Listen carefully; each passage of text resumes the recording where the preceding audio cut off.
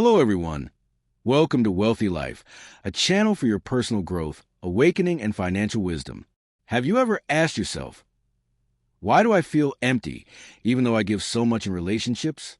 Why does it seem like no one understands my efforts, and my heart feels like a hollow shell? This is not just your personal struggle. It's a psychological and emotional trap many fall into, something I call a symbiotic strangulation. It begins subtly through the desire to be loved and needed, but over time, it drains your sense of self until you become an empty person, unable to feel your own worth, unable to truly understand others, and unable to see love for what it really is. Why does symbiotic strangulation happen? At its core, this phenomenon arises from a deep fear of abandonment. When a person ties their identity and value to another, every action becomes about pleasing, adapting, and sacrificing. On the surface, it looks like love. In reality, it's dependency. Think of the strangler fig tree in nature.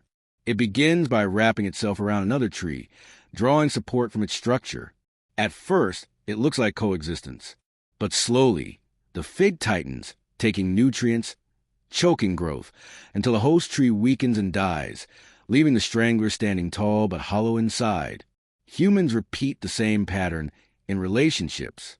The giver thinks, if I keep giving, they'll finally see me, appreciate me, love me. But in chasing approval, they stop growing their own roots. Eventually, they don't even understand their own needs, and paradoxically, they cannot truly recognize the love or efforts of others either. When you lose yourself in this way, life turns into performance. You laugh when you don't feel joy. You help when you don't want to. You agree even when your heart screams no. Over time, you no longer know who you are without the other person. This hollowness was beautifully captured in Antoine de Saint-Exupéry's The Little Prince. The fox tells the prince, "It is the time you have wasted for your rose that makes your rose so important."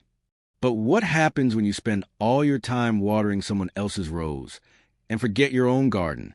You end up with barren soil inside.